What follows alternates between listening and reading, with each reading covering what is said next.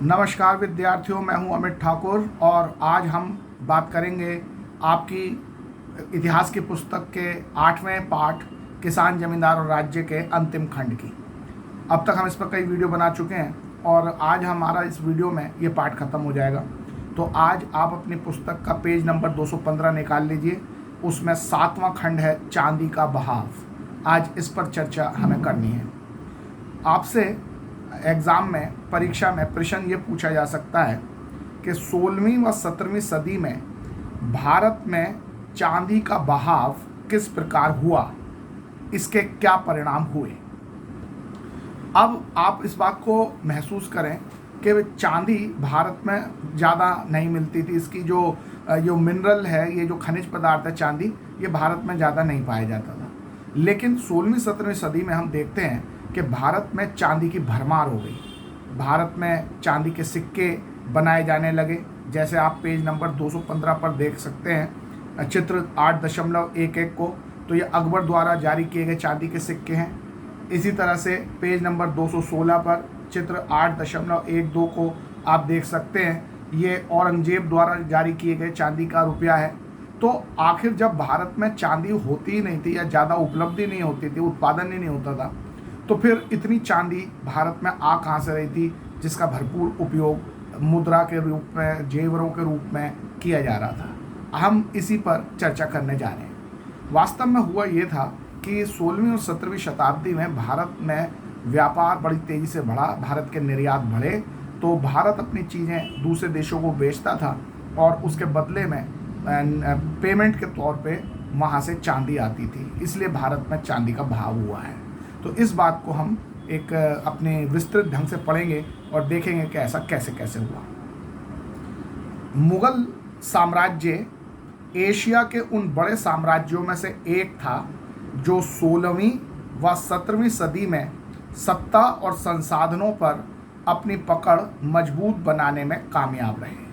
तो अब आपके माइंड में ये आ सकता है कि भाई ऐसे और कौन कौन से साम्राज्य थे जिनमें मुगल साम्राज्य भी एक था। तो ऐसे और साम्राज्य थे, चीन में मिंग साम्राज्य, ईरान में सफावी साम्राज्य और तुर्की में ऑटोमन साम्राज्य, और उसी के साथ भारत में मुगल साम्राज्य। ये सारे साम्राज्य काफ़ी मजबूत थे, इनकी संसाधनों और सत्ता पर पकड़ मजबूत थी। इन साम्राज्यों की राजनीतिक स्थिरता ने चीन से लेकर भूमध्य सागर तक जमीनी व्यापार का जीवंत जाल बिछाने में मदद की। खोजी यात्राओं से और नई दुनिया के खुलने से यूरोप के साथ एशिया के, खासकर भारत के व्यापार में भारी विस्तार हुआ। तो 16वीं 17वीं शताब्दी में नई भौगोलिक खोजें हो रही थी। कोलंबस, वास्को डिगामा जैसे लोग, साहसी यात्री भारत के और संसार के दूसरी जगहों को खोजने के लिए समुद्री यात्राओं पर निकल पड़े थे। नई दुनिया यानी अमेरिका की खोज हो चुकी थी। तो इन सब के कारण से हम देखते हैं कि यूरोप के साथ एशिया का व्यापार बहुत बढ़ गया था और एशिया में भी खासकर भारत के साथ यूरोप का व्यापार का काफ़ी विस्तार हुआ था।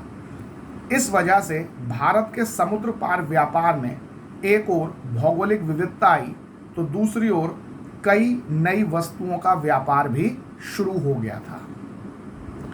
लगातार बढ़ते व्यापार के साथ भारत से निर्यात होने वाली वस्तुओं का भुगतान करने के लिए एशिया में भारी मात्रा में चांदी आई।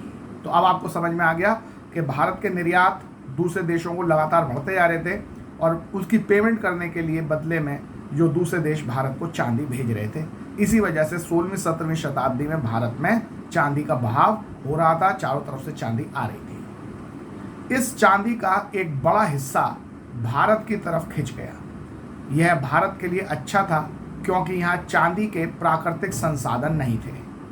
नतीजतन 16वीं से 18वीं सदी के बीच भारत में धातु मुद्रा, खासकर चांदी के रुपयों की उपलब्धि में अच्छी स्थिरता बनी रही। तो आपने देखा कि भाई हमारे इसके बारे में आपने देखा कि जो उससे हमने अब तक ये डिस्कस कर लिया कि भारत में चांदी आई कैसे। भारत के निर्यात बढ़े थे, पूरी दुनिया के देशों को भारत माल बेच रहा था, तो बदले में पेमेंट के तौर पे चांदी आ रही थी। ये तो चांदी आने का कारण है। लेकिन अब उस चांदी के आने की वजह से, परिणाम क्या हुए अब वो हम देख रहे हैं। तो जो पहला परिणाम ये हुआ कि 16वीं से 18वीं सदी के बीच भारत में धातु मुद्रा, खासकर चांदी के रुपयों की उपलब्धि में अच्छी स्थिरता बनी रही। तो ये भारत में चांदी आने का पहला परिणाम था।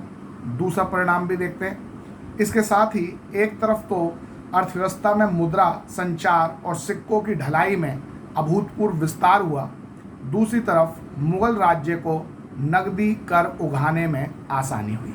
तो आप देख रहे हो कि इसके क्या क्या परिणाम हुए कि मुगल अर्थव्यवस्था में मुद्रा, संचार और सिक्कों की ढलाई में अभूतपूर्व विस्तार हुआ, और दूसरी तरफ मुगल राज्य को जो टैक्स इकट्ठा करना था कैश में, उसमें भी उसको सहायता मिली। तो ये सब इसके परिणाम थे। तो क्या क्या परिणाम हुए?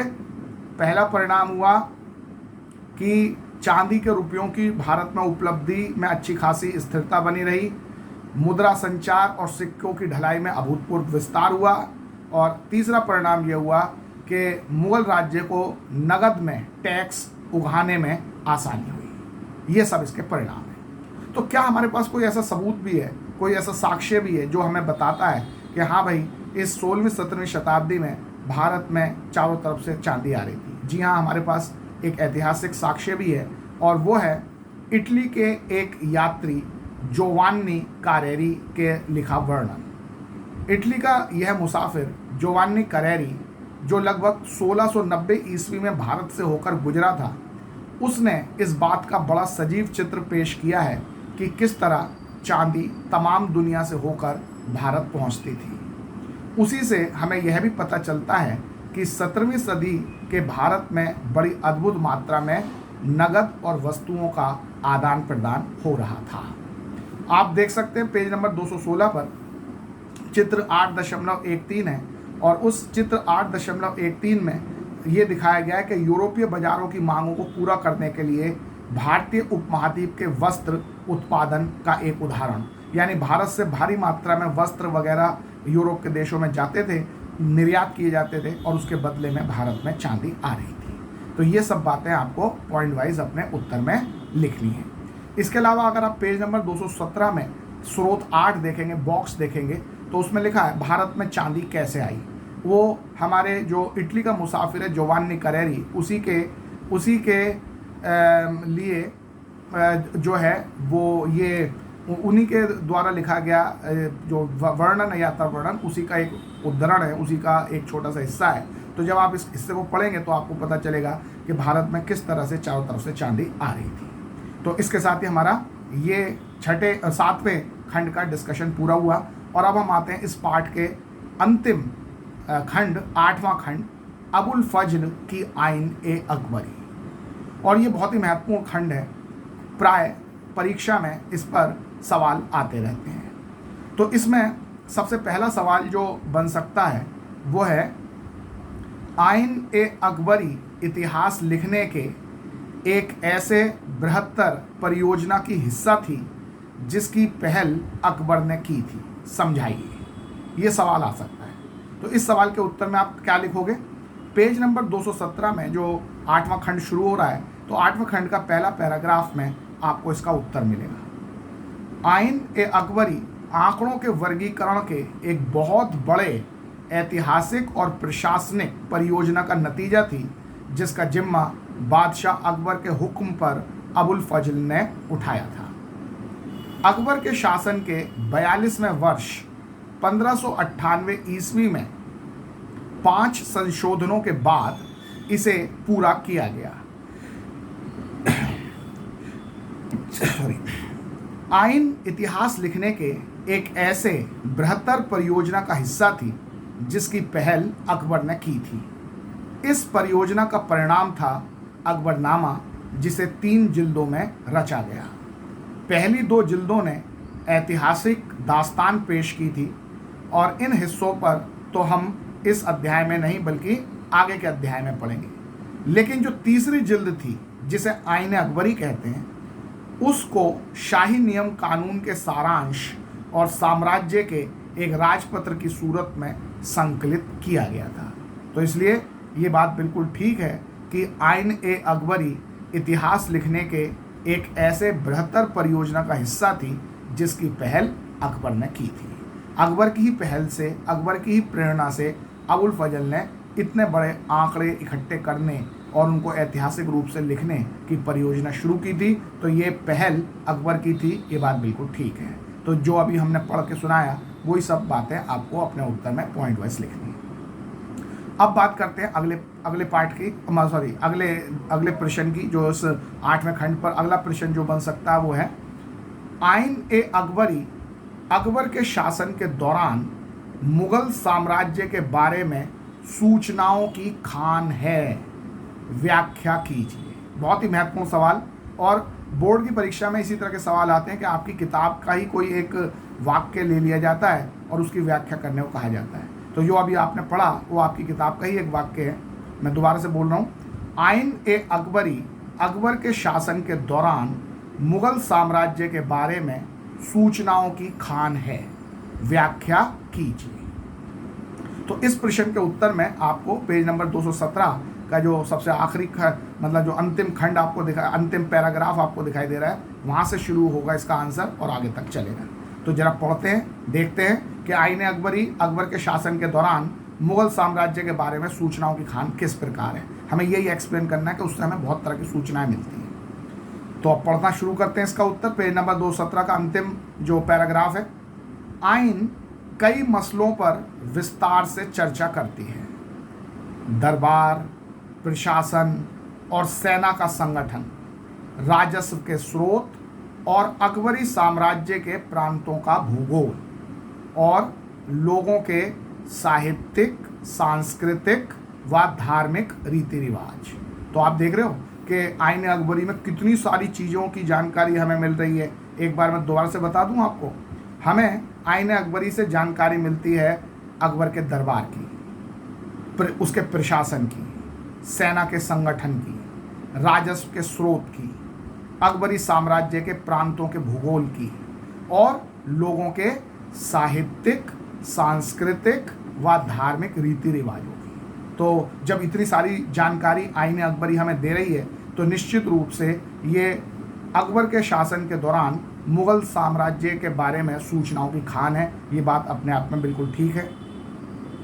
अकबर की सरकार के तमाम विभागों और प्रांतों यानी कि सूबों के बारे में विस्तार से जानकारी देने के अलावा आइन इन सूबों के बारे में पेचीदे और आंकड़ेबद्ध सूचनाएं बड़ी बारीकी के साथ देती है। यानी इस आइन अकबरी की सबसे बड़ी खासियत यह है कि ये सूबों और प्रशासन के बारे में पेचीदे और आंकड़ेबद्ध सूचनाएं बहुत ही बारीकी के साथ देती है, बहुत माइन्यूट डिटेल हमें देती है, छोटी छोटी बातें भी बताती है। इसलिए ये इसकी खासियत है। इन सूचनाओं को इकट्ठा करके उन्हें सिलसिलेवार तरीके से संकलित करना एक महत्वपूर्ण शाही कवायद थी।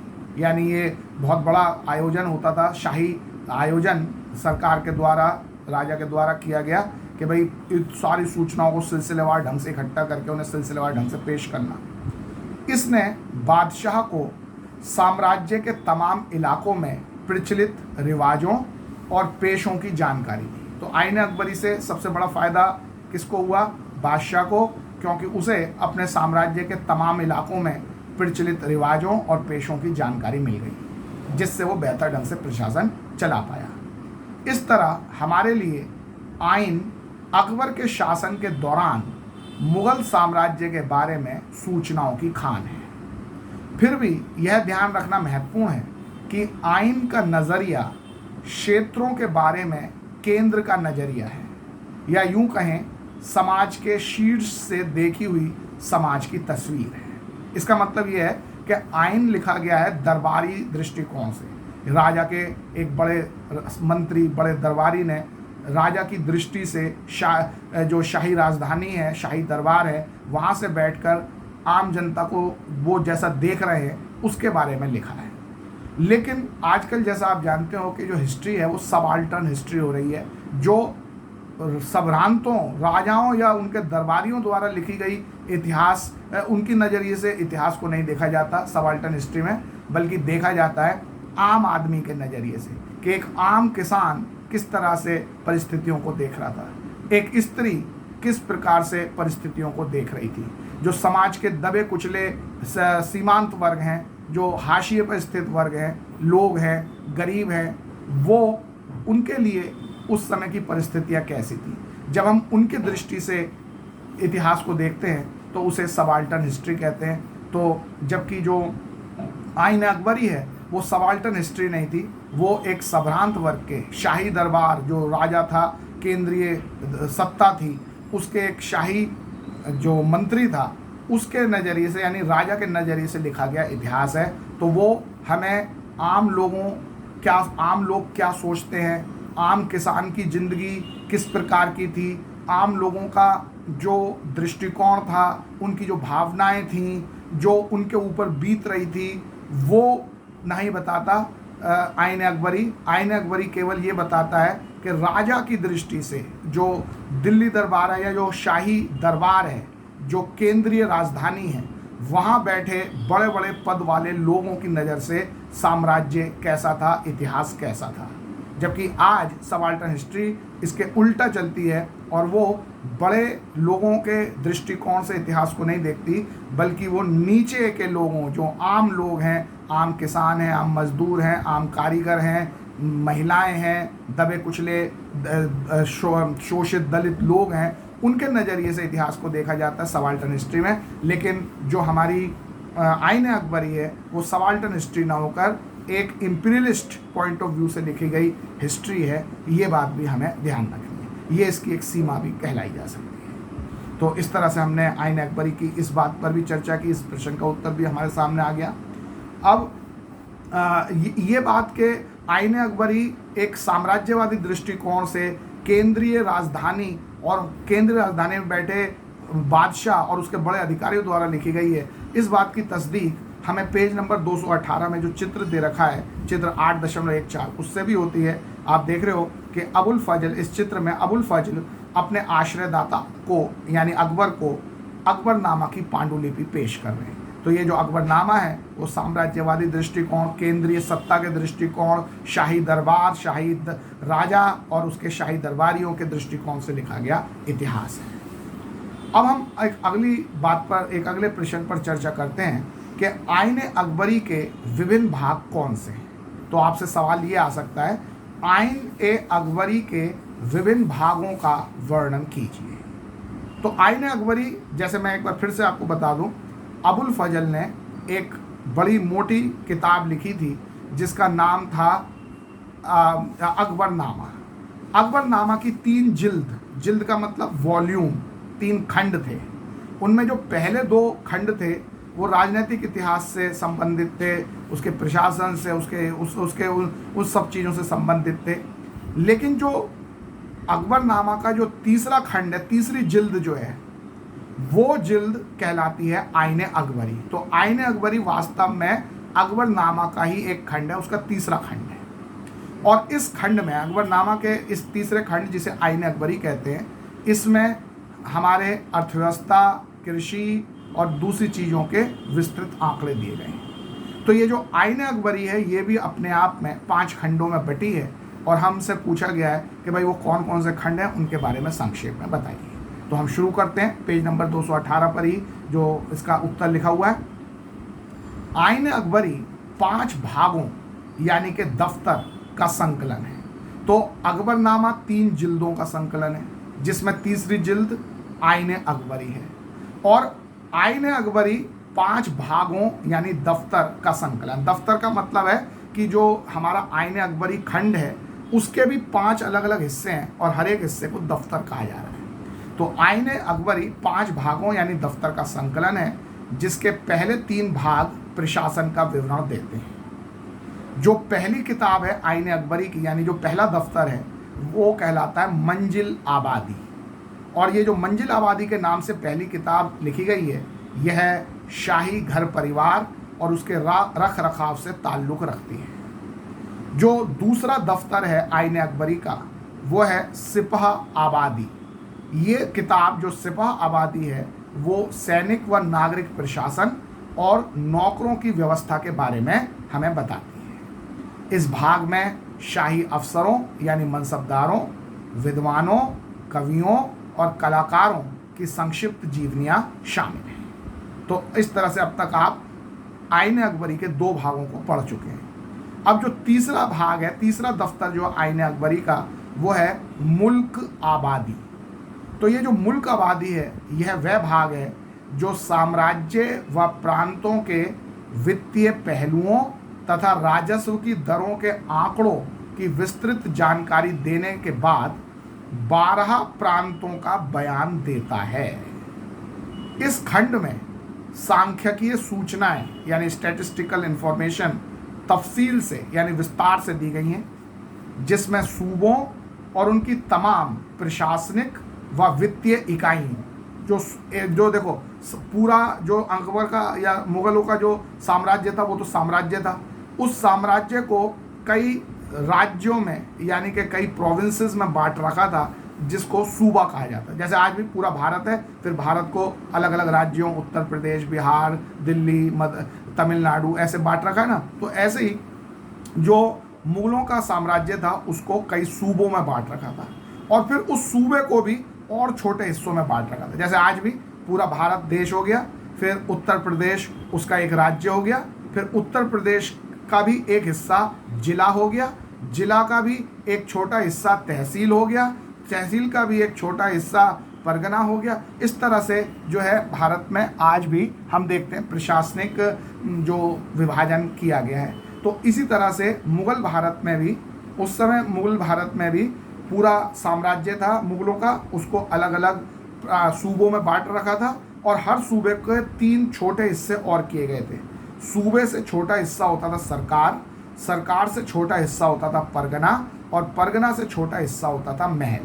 तो ये जो आपकी मुल्क आबादी नाम की जो तीसरी किताब है, तो ये तमाम प्रशासनिक व वित्तीय इकाइयों यानी कि सरकार, परगना और महल के भौगोलिक, स्थलाकृतिक और आर्थिक रेखा चित्र भी इसमें शामिल है। इसी खंड में हर प्रांत और उसकी अलग अलग इकाइयों की कुल मापी गई जमीन और निर्धारित राजस्व यानी कि जमा भी दी गई है। तो ये तीसरी किताब मुल्क आबादी में ये सारी सूचनाएं हमें मिलती हैं। सूबा स्तर की विस्तृत जानकारी देने के बाद आइन हमें सूबों के नीचे की इकाइयों यानी सरकारों के बारे में विस्तार से बताती है। ये सूचनाएं तालिकाबद्ध यानी टेबुलर फॉर्म में दी गई हैं, जहां हर तालिका में 8 खाने यानी कॉलम हैं जो हमें निम्नलिखित सूचनाएं देते हैं। हर टेबल में 8 कॉलम बनाए गए हैं और उनमें हमें ये सूचनाएं मिलती हैं। पहली सूचना मिलती है परगनात यानी महल के बारे में, दूसरी मिलती है किला के बारे में, तीसरी मिलती है अराजी और ज़मीन पाईमूद यानी मापे गए इलाके के बारे में, चौथी सूचना मिलती है नगदी यानी नगद निर्धारित राजस्व के बारे में, पांचवी सूचना मिलती है सुरगल यानी दान में दिया गया राजस्व अनुदान के बारे में, छठी सूचना मिलती है जमींदार खाने 7 और 8 छठी सूचना मिलती है जमींदार के बारे में, और जो कॉलम 7 और 8 हैं उनमें हमें मिलती है सूचना जमींदारों की जातियों और उनके घुड़सवार, पैदल सिपाही यानी प्यादे व हाथी जिसे फील कहते थे, इन सहित उनके फौज की जानकारी दी गई है। तो इस तरह से आप देख सकते हो कि ये जो आपकी आईन अकबरी है, ये प्रत्येक सूबे के अलग अलग हिस्से यानी सरकारों के बारे में ये 8 अलग अलग सूचनाएं हर कॉलम में हमें उपलब्ध कराती है। मुल्क आबादी उत्तर भारत के कृषि समाज का विस्तृत, आकर्षक व पेचीदा चित्र प्रस्तुत करती है। जो तीसरा किताब है मुल्क आबादी, वो हमें क्या बताती है? उत्तर भारत के कृषि समाज का विस्तृत, आकर्षक व पेचीदा चित्र प्रस्तुत करती है। हमें मुगल राज्य में जो कृषि समाज था उसके बारे में पूरी सूचनाएं देती है। चौथी और पांचवी किताबें यानी चौथे और पांचवें दफ्तर भारत के लोगों के मजहबी, साहित्यिक और सांस्कृतिक रीति रिवाजों से ताल्लुक़ रखते हैं। इनके आखिर में अकबर के शुभ वचनों का एक संग्रह भी है। तो इस तरह से आपने विस्तृत रूप से बता दिया कि आईन अकबरी के 5 भाग ये हैं, और इस पर आपसे प्रश्न परीक्षा में पूछा जा सकता है।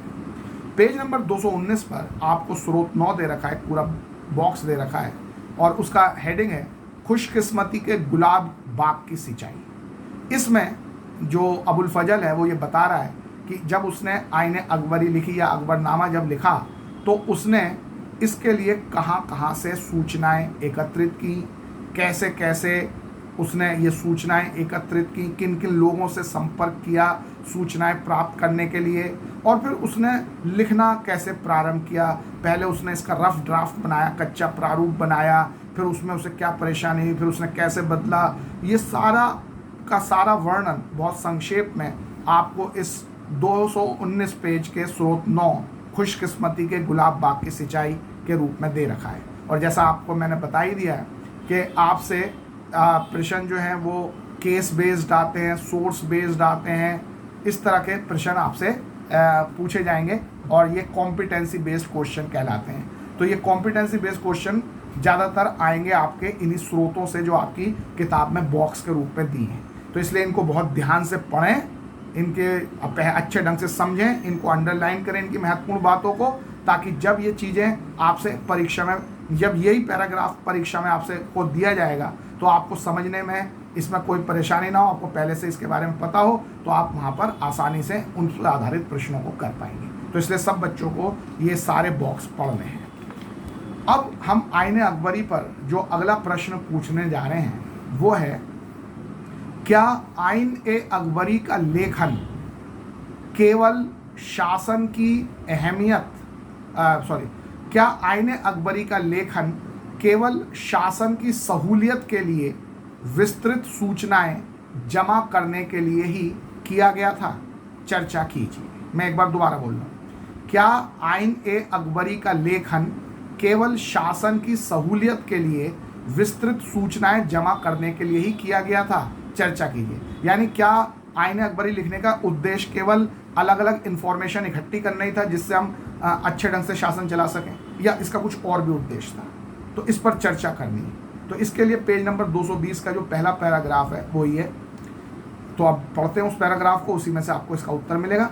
हालांकि बादशाह अकबर के शासन की सहूलियत के लिए आइन को आधिकारिक तौर पर विस्तृत सूचनाएं जमा करने के लिए प्रायोजित किया गया था, फिर भी यह किताब आधिकारिक दस्तावेजों की महज नकल से कहीं बढ़कर थी। तो यानी केवल सूचना एकत्र करना ही उद्देश्य नहीं था, इसका एक विस्तृत व्यापक उद्देश्य था। यह केवल आधिकारिक दस्तावेजों की नकल ही नहीं थी, उससे आगे बढ़कर लिखी गई एक किताब थी। हम जानते हैं कि इसकी पांडुलिपि को लेखक द्वारा 5 बार संशोधित किया गया था। इससे ऐसा लगता है कि प्रामाणिकता की खोज में अबुल फजल काफ़ी सावधानी बरत रहे थे। उदाहरण के तौर पर मौखिक बयानों को तथ्य के रूप में किताब में शामिल करने से पहले अन्य स्रोतों से उसकी असलियत और सच्चाई की पुष्टि करने की कोशिश की जाती थी। यानी केवल उठा के नकल ही नहीं कर लिया थी कि जो लिखा है वैसे का वैसा मान के उसे लिख लिया, उसकी जांच अन्य स्रोतों से, अन्य सबूतों से की जाती थी, और जब सही पाया जाता था तभी वो आईने अकबरी में या अकबरनामा में लिखा जाता था वो बात। सांख्यिकी वाले खंडों में सभी आंकड़ों को अंकों के साथ शब्दों में भी लिखा गया ताकि बाद की प्रतियों में नकल की गलतियां कम से कम। तो यानी पूरी कोशिश की गई कि इसमें गलतियां ना हो और प्रमाणिक रूप से एक्यूरेट, बिल्कुल सही परिशुद्ध रूप से सारी सूचनाएं लोगों तक पहुंचे। तो इसलिए हम ये कह सकते हैं कि ये केवल शासन की सहूलियत के लिए आंकड़े इकट्ठे करने का ही एक ग्रंथ नहीं था, बल्कि इसका उद्देश्य एक व्यापक, ठोस, विस्तृत, परिशुद्ध और बिल्कुल सच्ची जानकारी उपलब्ध कराना था। अब हम देखते हैं इस पर और अगला क्वेश्चन आपसे क्या पूछा जा सकता है। अगला क्वेश्चन है, आइन ए अकबरी के लेखन में क्या समस्याएं या दोष हैं? बहुत अच्छा प्रयास था अबुल फजल का, उसने जब आइन अकबरी या अकबरनामा लिखा, लेकिन जब कोई भी चीज़ दोष मुक्त होती नहीं, उसकी कुछ कमियां, कुछ त्रुटियां तो रह ही जाती हैं। तो आपसे प्रश्न परीक्षा में ये पूछा जा सकता है कि भाई आईने अकबरी का जो हमारी किताब है उसमें क्या कमियां रह गई हैं, उसके क्या दोष हैं? तो कुछ 3-4 कमियां हम बताएंगे आपको। पहला जो है वो ये है, जिन इतिहासकारों ने ध्यान से आइन का अध्ययन किया है वे बताते हैं कि यह ग्रंथ पूरी तरह समस्याओं से परे नहीं है। यानी इस ग्रंथ में समस्याएं हैं, दोष हैं, कमियां हैं। क्या कमी है? पहली कमी, जोड़ करने में कई गलतियां पाई गई, कैलकुलेशन करने में कई जगह गलती, जैसे 105 और 302 इनको जोड़ा तो जो आना चाहिए उत्तर उसकी जगह कुछ और लिख दिया, ऐसी गलतियां पाई गई। ऐसा माना जाता है कि या तो ये अंक गणित की छोटी मोटी चूक है या फिर नकल उतारने के दौरान अबुल फजल के सहयोगियों द्वारा की गई भूल है। आमतौर पर ये गलतियां मामूली हैं और एक व्यापक स्तर पर किताब के आंकड़ों की सच्चाई को कम नहीं करती। तो वैसे गलती की है कैलकुलेशन में, जोड़ घटा में, लेकिन ये कोई बहुत ज़्यादा बड़ी गलतियां नहीं हैं और इसलिए इनको इग्नोर कर भी दिया जाए तो भी हमारी किताब ये अच्छी सूचनाएं देने वाली मानी जाएगी। पहली गलती या पहली कमी तो ये है आईने अकबरी की। दूसरी कमी जो आईने अकबरी की है वो ये है, या उसकी सीमा जो दूसरी है वो ये है, आइन की एक और सीमा यह है कि इसके संख्यात्मक आंकड़ों में विषमताएं हैं। क्या विषमता? मतलब एक यूनिफॉर्म पैटर्न में सूचनाएं नहीं दी गई, किसी जगह किसी ढंग से सूचना दे दी गई, दूसरी जगह वही सूचना किसी और ढंग से दे दी गई। जैसे सभी सूबों से आंकड़े एक ही शक्ल में एकत्रित नहीं किए गए। उदाहरण के तौर पर जहां कई सूबों के लिए जमींदारों की जाति के मुतलिक यानी संबंध में, मुतलिक मतलब संबंध में, जमींदारों की जाति के संबंध में विस्तृत सूचनाएं संकलित की गई हैं, वहीं बंगाल और उड़ीसा के लिए ऐसी सूचनाएं मौजूद नहीं हैं। तो यानी आंकड़े अलग अलग जगह से इकट्ठे किए गए हैं, लेकिन उनको एक यूनिफॉर्म, एक समान रूप से प्रस्तुत नहीं किया गया। किसी जगह से आए आंकड़ों को किसी रूप में दे दिया गया, दूसरी जगह से आए गए आंकड़ों को कोई दूसरे रूप में दे दिया। तो ये भी इसकी एक सीमा है।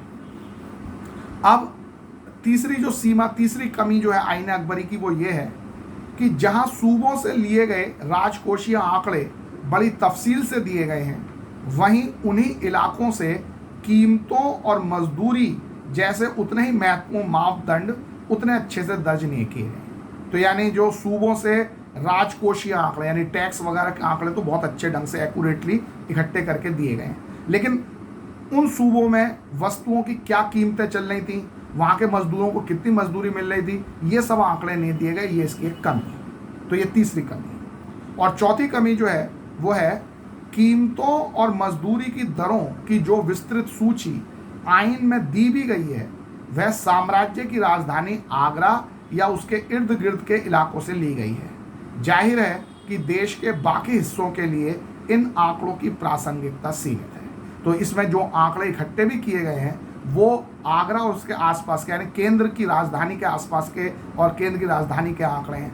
पूरे देश में ऐसे ही आंकड़े होंगे ये कहना हम ये निश्चिततापूर्वक और ठोस रूप से हम नहीं कह सकते। तो यही आपको पहले भी बताया था कि ये सबाल्टर्न हिस्ट्री नहीं है, ये केंद्र की नज़रिए से, दरबार के नज़रिए से, शाही दरबार के दृष्टि से लिखी गई हिस्ट्री है। इसलिए इसमें आंकड़े भी जो देश की शाही राजधानी है आगरा उसके और उसके आसपास के क्षेत्रों के हैं, दूर दराज के क्षेत्रों के आंकड़े नहीं हैं। ये भी इसकी एक बहुत बड़ी कमी है। तो 4 कमियां आपने देख ली आईने अकबरी की। और अब हम इसके आखिरी प्रश्न पर आते हैं। और लेकिन उससे भी पहले मैं आपका ध्यान पेज नंबर 222 में जो बॉक्स है आइन का अनुवाद उस पर दिलाना चाहूँगा कि जो आईने अकबरी का अनुवाद हेनरी ब्लॉकमैन ने किया हुआ है और इसी तरह से H.S. जैरेट ने किया हुआ है। तो आप जरा इस खंड को, इस बॉक्स को भी पढ़ लें और आपको याद रहेगा इससे कि किस किस ने इसका अनुवाद किया है।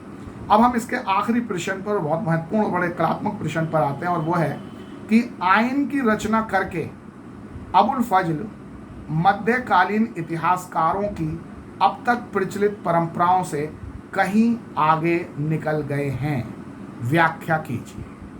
तो इतिहास लेखन अपने आप में एक बड़ी अच्छी विधा है और आज भी हम जब इतिहास के विद्यार्थी हैं तो हम सीख रहे हैं कि कैसे इतिहास लिखा जाए, उसमें किन बातों का ध्यान रखा जाए, क्या नई परंपराएं शाही क्या पुरानी परंपराएं का पालन किया जाए।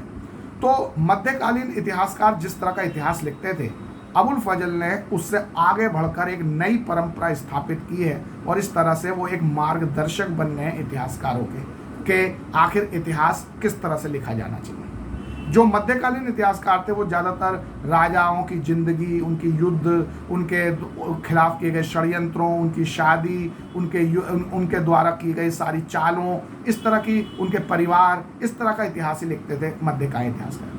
लेकिन अबुल फजल वो पहला ऐसा इतिहासकार है जिसने राजाओं के दरबार के षड्यंत्रों, राजाओं की शादी, राजाओं के राज्यारोहण, राजाओं की लड़ाई, इनसे अलग हटकर आम जनता की तरफ भी देखने की कोशिश की है और देखा है कि कृषि कैसे हो रही थी, कौन सी फसलें पैदा हो रही थी, किस तरह से टैक्स इकट्ठा किया जाता था, लोगों पर टैक्स का कितना बोझ था। ऐसी चीज़ों के आंकड़े देने का काम सबसे पहले जिस इतिहासकार ने किया है वो अबुल फजल है।